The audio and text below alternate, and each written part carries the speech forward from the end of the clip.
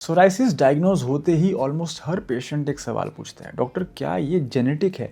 क्या मेरे बच्चों को भी सोराइसिस हो सकता है? और नेचुरली एंग्जाइटी स्टार्ट हो जाती है। सच ये है, सोराइसिस हेरिडिटी से लिंक्ड हो सकता है, लेकिन स्टोरी इतनी सिंपल नहीं है।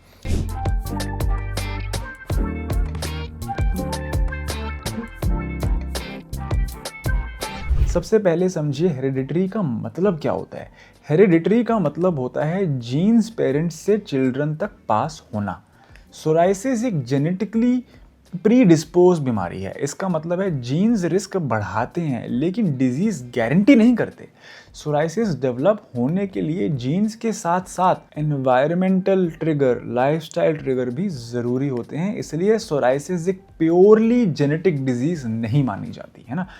मेडिकल रिसर्च ने मल्टीपल जीन्स आइडेंटिफाई किए हैं जो सोराइसिस से एसोसिएटेड होते हैं, स्पेशली इम्यून रेगुलेशन से रिलेटेड जीन्स। इनमें से एक इम्पॉर्टेंट रीजन है HLA-CW6 जो इम्यून रिस्पॉन्स को इन्फ्लुएंस करता है। अगर किसी में जेनेटिक ससेप्टेबिलिटी हो, चांसेस हो, तो इम्यून सिस्टम सर्टेन ट्रिगर्स पर ओवर रिएक्ट कर जाता है। अब सबसे इंपॉर्टेंट बात यह है इस actual risk percentage general population में सोराइसिस का रिस्क लगभग 2 से 3% होता है। ये आपको शायद पता होगा। अगर एक पेरेंट को सोराइसिस है तो बच्चे में रिस्क अप्रॉक्सीमेटली 10 से 15% तक हो सकता है। अगर दोनों पेरेंट को सोराइसिस है तो ये रिस्क 20-30% तक भी इंक्रीज हो सकता है। लेकिन ध्यान रखिए, रिस्क का मतलब पॉसिबिलिटी है, सर्टेनिटी नहीं। संभावना बढ़ जाती है, होगा ही होगा 15 से 20%, ये नहीं कह रहा मैं। 15 से 20% संभावना, चांसेस बढ़ जाते हैं। बहुत से लोग जिनके पेरेंट्स को सोराइसिस होता है उनमें कभी डिजीज़ डेवलप नहीं होती।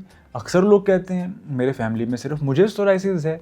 ये पॉसिबल है क्योंकि जीन्स सिर्फ फाउंडेशन देती है। डिजीज़ तब एक्टिवेट होती है जब एनवायरमेंटल ट्रिगर्स मिलते हैं, जैसे कि सीवियर स्ट्रेस, कोई इन्फेक्शन, ओबेसिटी, मोटापा, स्मोकिंग, अल्कोहल, कोई दवाइयाँ या मेटाबॉलिक इम्बैलेंस। इसीलिए सोराइसिस जनरेशन स्किप भी कर सकता है। कभी ग्रैंड पेरेंट्स में हिस्ट्री होती है, पेरेंट्स में नहीं होती, और नेक्स्ट जनरेशन में डिजीज़ अपीयर हो जाती है। जेनेटिक एक्सप्रेशन वेरिएबल होता है। एक मैं आपको बात समझाता हूँ, अगर पेरेंट्स को सोराइसिस है तो बच्चों को ज़रूर होगा, ऐसा कुछ नहीं है। Psoriasis predictable inheritance pattern follow नहीं करता। जैसे कुछ सिंगल जीन डिजीज करती है ना, वैसा सोराइसिस नहीं करता। ये एक पॉलीजेनिक कंडीशन है। अगर मैं आम भाषा में बताऊं तो बहुत सारे जीन्स मिलकर निर्धारित करते हैं कि सोराइसिस होगा या नहीं होगा। मल्टीपल जीन्स और मल्टीपल ट्रिगर्स मिलकर डिजीज एक्टिवेट करते हैं। और सबसे इंपॉर्टेंट बात गाइस, सोराइसिस छूने से नहीं फैलता, फैमिली कॉन्टैक्ट से स्प्रेड नहीं होता।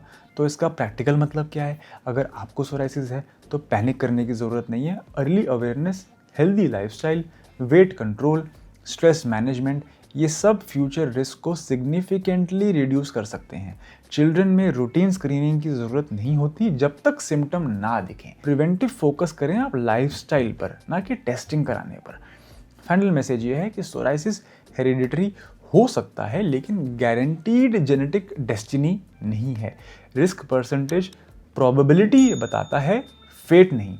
जीन्स लोड करते हैं टेंडेंसी, ट्रिगर्स एक्टिवेट करते हैं डिजीज़ को, और लाइफस्टाइल मॉडिफाई कर सकता है आउटकम को।